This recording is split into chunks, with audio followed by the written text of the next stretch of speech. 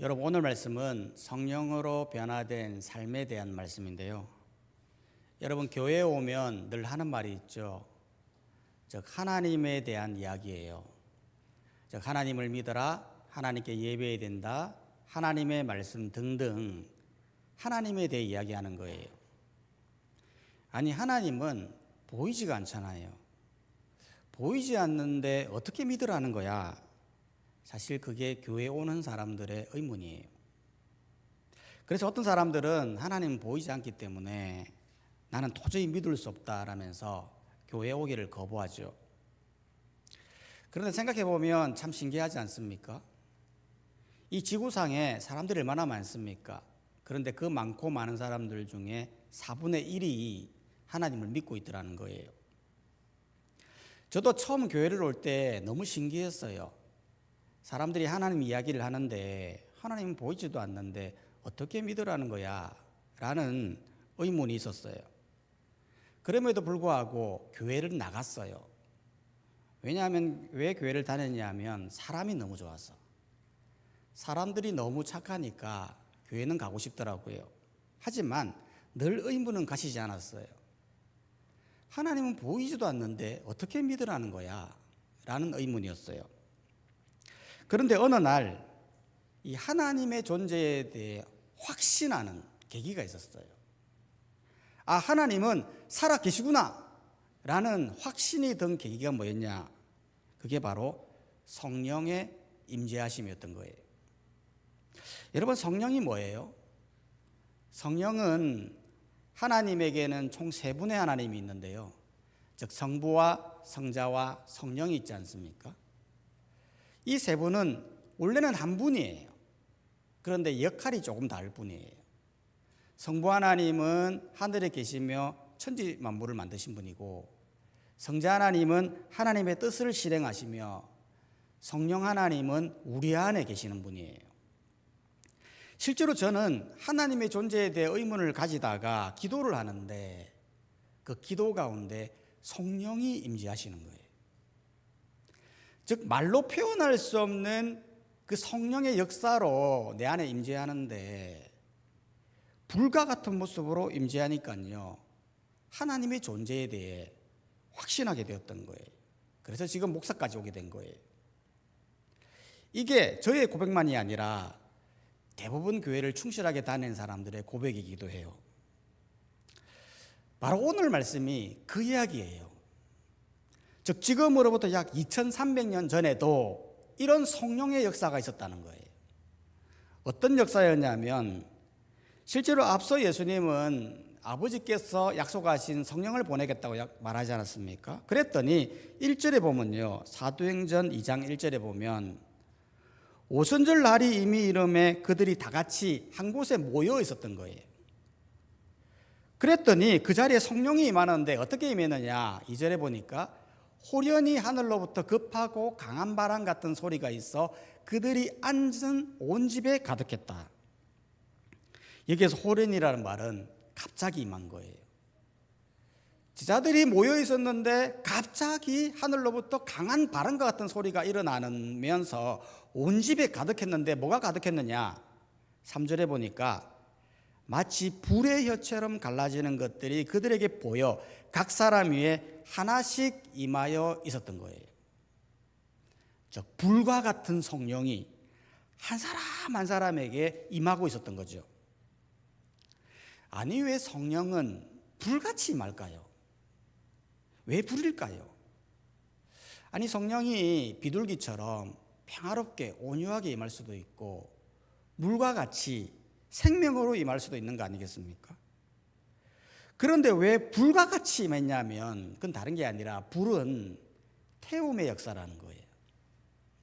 여러분, 실제로 예전에는 쓰레기를 태울 때 뭘로 태웠습니까? 다 불로 태웠지 않습니까? 불이 제일 좋은 거예요. 쓰레기 같은 거 매립해봐야 나중에 다 오래 못 가고요, 다 냄새나고 그러는 거예요. 장례식 할 때도 보면 화장할 때 시신을 좋은 옷을 입히고 거기다 꽃도 넣고 귀중한 것도 넣고 이렇게 간에다가 넣어서 화장터에 넣지 않습니까? 그러면 나올 때 보면요, 뼈밖에 안 나와요.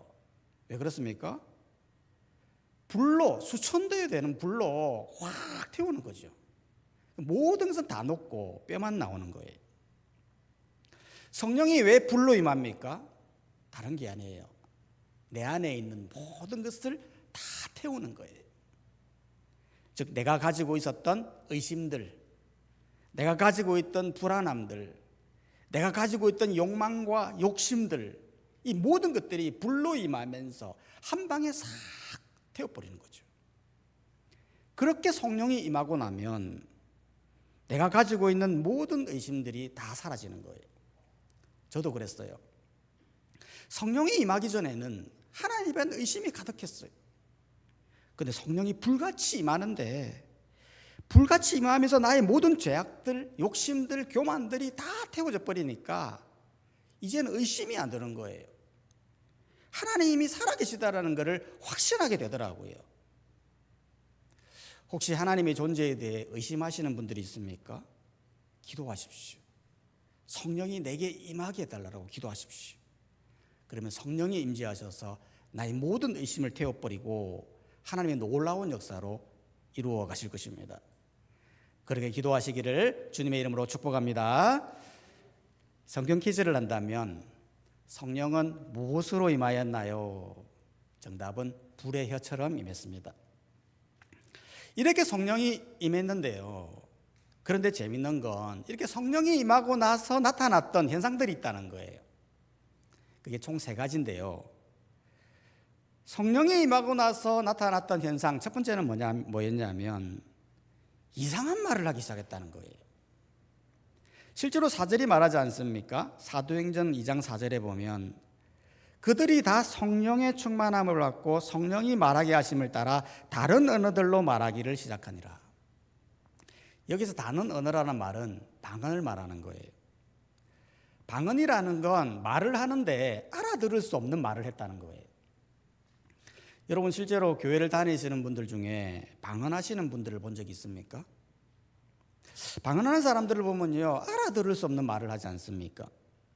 막 혀를 꼬아가지고 막 따따따 하면서 막 기도를 하는 거예요.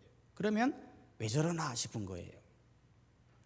이 방언이 뭐냐면 하나님 나라 언어예요. 고린도전서 14장 2절에 보면 이렇게 말하고 있어요. 방언을 말하는 자는 사람에게 하지 아니하고 하나님께 하나니 이는 알아들을 자가 없고 영어로 비밀을 말함이라. 무슨 말입니까? 방언은 하나님과 소통하는 하나님 나라 언어라는 거죠. 실제로 성령이 임할 때 왜 하필 방언이 임할까요? 그 이유는 다른 게 아니라 그 방언을 통해서 우리의 소속이 어딘가를 보여주는 거예요. 여러분 실제로 언어가 같다고 하는 것은 그 나라 사람이 어떤 사람인가를 보여주는 거잖아요. 예를 들어 중국 사람이 어떤 사람이 중국말을 해요. 그러면 중국 사람인가 보다라고 생각하고 어떤 사람이 일본말을 해요. 그럼 일본 사람인가 보다라는 것을 알잖아요. 마찬가지로 그 사람이 어떤 언어에 따라 그 사람의 나라를 보여준다는 거죠. 여러분 실제로 언어라는 게요, 원래는 하나였지 않습니까? 실제로 하나님께서 아담을 만들고 아담과 대화를 하셨는데 그때는 언어가 하나였어요. 그 언어가 창세기 10장까지도 하나였거든요. 그런데 창세기 11장에 보면 사람이 하나님처럼 되고 싶어서 바벨탑을 지어 가다 보니까 하나님께서 진노하셔서 벌을 내리시는데 어떤 벌을 내렸냐면 언어를 혼잡하게 한 거예요. 그러니까 갑자기 막 일을 하고 있는데 옆에 있는 사람이 갑자기 이상한 말을 하는 거예요. 알아들을 수 없는 말을 막 하는 거죠. 그런데 내 앞에 있는 사람도 이상한 말을 하는 거예요. 알아들을 수 없는 말을 하는 거예요.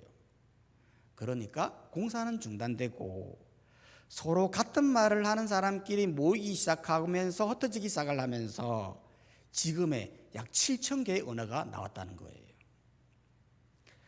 그런데 성령이 임하면서 이런 방언들이 나왔다는 것은 하나님의 나라에 언어가 있고 그 사람이 어느 나라 사람인가를 보여주는 거라는 거죠.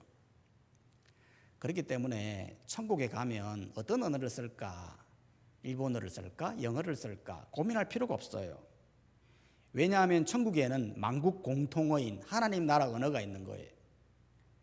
실제로 아담이 하나님과 대화했던 그 언어대로 하나님과 대화할 것이기 때문에 걱정할 필요가 없죠. 물론 성령이 임한다고 해서 모두가 다 방언을 하는 건 아니에요. 방언 못한다고 해서 천국 못 가는 것도 아니에요. 방언은 하나님의 은사의 선물이죠. 단지 오늘 말씀을 통해 방언을 보여주는 것은 성령의 임재하심을 통해 네가 누구의 백성인가를 보여주고, 성령이 임하지 않고는 하나님 나라 백성이 없음을 이 임재하심을 통해 보여주었다는 거예요. 두 번째로 성령이 임하고 나서 나타났던 현상은 그들의 삶이 변했다는 거예요. 실제로 앞서 제자들은 성령이 임할 때 언어가 바뀌었지 않습니까? 언어가 바뀌었다는 것은 입술의 변화가 일어났다는 거예요. 실제로 사람이 성령이 임하면요, 입술이 변해요. 예전에는 비판의 언어에서 축복의 언어로, 절망의 언어에서 소망의 언어로, 불평의 언어에서 감사의 언어로 바뀌죠. 하지만 이들의 변화는 입술의 변화만 있었던 게 아니고 삶의 변화까지도 이루어졌다는 거예요. 실제로 여러분 제자들을 한번 봐보십시오. 성령이 임하기 전에는 그들의 삶이 어땠습니까? 오로지 자기 이익을 위해 살아갔잖아요. 예수님이 잡혀가든 말든, 예수님이 죽든 말든 나 살겠다고 배신하고 도망갔거든요. 그런데 이들이 하나같이 변하더라는 거예요. 왜 변했습니까? 성령이 임하니까. 불과 같은 성령으로 충만해버리니까 제자들이 변하는데요, 한순간에 변하여 목숨 걸고 복음 전하더라는 거예요. 베드로를 보십시오. 예수님을 3번이나 부인했는데 복음 전하다가 잡혀서는 나는 주님처럼 죽을 수 없다라면서 거꾸로 십자가에 못 박혔고, 안드레는 헬라 지역에서 복음을 전하다가 X자형으로 십자가에 못 박혔고, 야고보는 헤롯에 의해 칼로 참수당했으며, 요한은 끓는 기름에 던져졌다가 살아남아 밤모섬에서 유배했고, 도마는 인도에서 창에 찔려 순교했어요. 모든 제자들이 다 이렇게 순교했어요. 왜 그렇습니까? 성령이 임하니까, 성령이 충만하니까 뭐가 진리인지를 알게 되더라는 거예요. 뭐가 소중한지를 알게 되더라는 거예요. 제자만 변한 게 아니라 공동체도 변했어요. 나중에 뒤에 가보면 공동체가요 변하는데 어떻게 바뀌느냐 하면, 서로 모이기를 막 힘을 쓰고, 모여서는 서로 떡을 떼고 교제하고 함께 기도하고, 그러다가 어려운 사람을 만나면 자기 물건을 팔아서, 자기 재산을 팔아서 돕기까지도 해요. 성령이 임하기 전에는 이렇게 하지를 못했어요. 아무리 힘들어도 내 것 팔아서 주지는 못했어요. 성령이 임하고 나니까 그들의 삶이 변하는 거예요. 뭐가 진리인지를 알게 되는 거예요. 뭐가 소중한지를 알아서 그렇게 교회가, 개인이, 삶이 바뀌게 되더라는 거예요. 세계 부흥의 역사가 다 그랬어요. 여러분, 영국 웨일즈에 엄청난 성령의 역사가 일어났을 때 그렇게 험한 욕설과 폭력으로 일감던 농부들이요, 완전히 새 사람으로 바뀌어버려요. 평양의 산정교회가 성령이 임하니까요, 사람들이 회개하기 시작을 하는데 그 눈물의 회개가 평양과 산천 일대로 시작되어 계속해서 이어지는 어마어마한 부흥이 일어났던 거예요. 성령이 임하면 그렇다는 거예요. 오늘날 시대에 왜 교회가 힘이 없습니까? 다른 게 아닙니다. 성령의 강력한 역사가 일어나지 않는 거예요. 성도들은 다른 것에 마음을 빼앗겨요. 그것에 쫓겨 살아가는 거예요. 기도할 때 보면 하나님 도와주세요. 하나님 나 좀 부자 되게 해주세요. 나 좀 건강하게 해주세요. 나 좀 형통하게 해주세요. 나 좀 우리 자녀들 좀 잘 되게 해주세요 라고 기도는 하는데, 성령 충만하여 내 삶이 변화되게 해주세요. 성령 충만하여 그리스도만 전하게 해주세요 라고 기도하지는 않는다는 거예요. 그러니 세상에서 힘이 없게 되는 거예요. 어떤 분은 말하더라고요. 내가 교회를 가고 싶은데 저 사람 때문에 교회를 못 가겠다는 거예요. 그분이 회사 사장님인데, 교회 직분자인데 어떻게 그렇게 할 수 있느냐. 세상 사람보다 더 독하고 세상 사람보다 더 인색하고 더 양보할 줄 모른다는 거예요. 왜 그렇습니까? 성령의 강력한 임재가 없는 거예요. 다른 것에 마음이 빼앗겨서 삶의 변화가 일어나지 않는 거예요. 그렇기 때문에 우리는 다시 한번 성령의 임재함을 받아 말로만의 변화가 아니라 삶의 변화가 일어나는 우리의 모습이 되어야 한다는 것입니다. 세 번째로 성령이 임하고 나서 나타났던 현상은 뭐였냐면 예수를 전거했다는 거예요. 실제로 12절 말씀해 보면요, 사도행전 2장 12절 13절을 보면 사람들이 이상한 말로 방언을 했지 않습니까? 그러니까 사람들이 말을 하는 거예요. 다 놀라며 당황하여 서로 이르되 이 어찌 된 일이냐 하며 또 어떤 이들은 조롱하여 이르되 그들이 세술에 차였다 하더라. 즉 그들의 말이 얼마나 이상했으면 술에 취했다라고 할 정도로 이상하게 생각했던 거예요. 그랬더니 베드로가 16절에서 말하는 거예요. 사도행전 2장 16절 17절을 보면 이는 곧 선지자 요엘을 통하여 말씀하신 것이니 일러서되 하나님이 말씀하시기를 말세에 내가 내 영을 모든 육체에 부어주리니 너희의 자녀들은 예언할 것이요 너희의 젊은이들은 환상을 보고 너희의 늙은이들은 꿈을 꾸리라 라면서 21절에 누구든지 주의 이름을 부르는 자는 구원을 받으리라 라면서 22절에 예수에 대해서 이야기를 하더라는 거예요. 이건 예수님께서 말씀하신 부분과 같은 거예요. 여러분, 예수님께서 성천하실 때에 뭐라고 말씀하셨습니까? 성령이 임하면 권능을 받고 예루살렘과 온 유대와 사마리아와 땅끝까지 내 증인이 된다, 그렇게 이야기했어요. 즉 성령이 임하게 되면 나타나는 현상은 예수님을 정언할 수밖에 없다는 거예요. 실제로 사도행전은요, 사도가 행하는 행전이라고 하지만 실제로는 예수 행전이에요. 왜냐하면 제자들이 성령이 임하고 나서 했던 역할이 뭐였냐면 복음을 전하는데 그 복음의 핵심이 예수거든요. 실제로 베드로를 보면요, 베드로가 가는 곳마다 수천명씩 회심시키거든요. 근데 회심시킬 때 전하는 그 말씀의 핵심이 뭐냐? 예수 그리스도를 말하더라는 거예요. 즉 주의 이름을 부르는 자는 구원을 받는다라고 하는 그 예수님을 증거하는 거죠.